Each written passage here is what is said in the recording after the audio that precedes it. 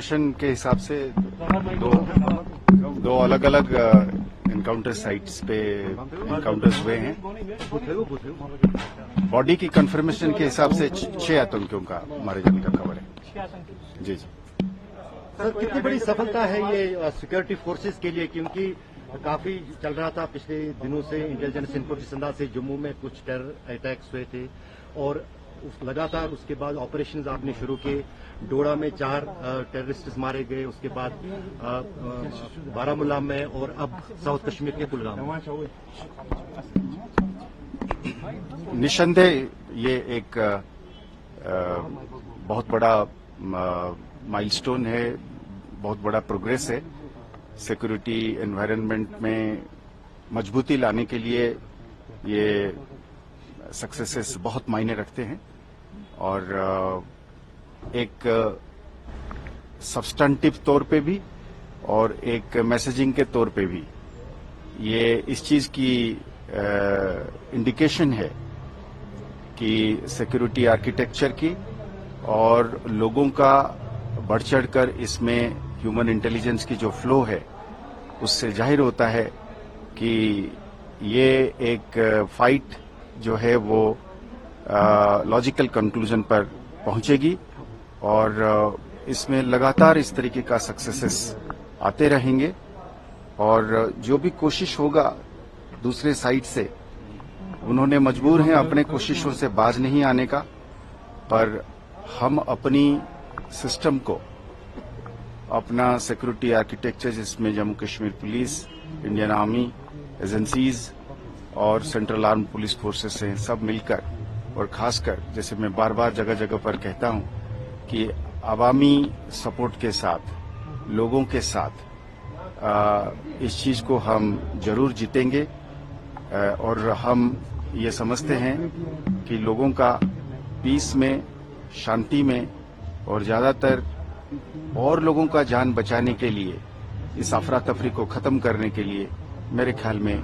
सब लोग इसमें शामिल हो रहे हैं और ये एक और जोर पकड़ रहा है। कुछ आइडेंटिफिकेशन हुई है, कौन सा ग्रुप था, ये कहां से आया? अभी ऑपरेशंस चालू है, इसीलिए एक जगह में अभी ऑपरेशन कंक्लूजन पे नहीं पहुंचा है, तो जब हो जाएगा तब हम क्लैरिटी के साथ बात कर सकते हैं। कई बार ऐसा होता है कि 2 तंजीम आपस में भी कोऑर्डिनेट करके बैठते हैं, तो इसलिए जब हम एक एक करके इसकी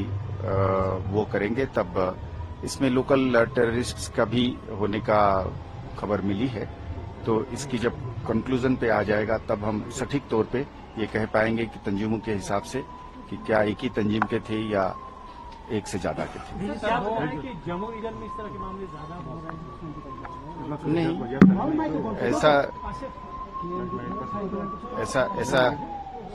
ऐसा नहीं है कि ऐसा है कि स्टैटिस्टिक्स एक ऐसी चीज है, नंबर एक ऐसी चीज है जो हमेशा सिक्योरिटी सिचुएशन की पैरामीटर्स को या सिक्योरिटी सिचुएशन को बयान नहीं करती है और पर हम हर इंसिडेंट को, हर एक्ट को बड़ा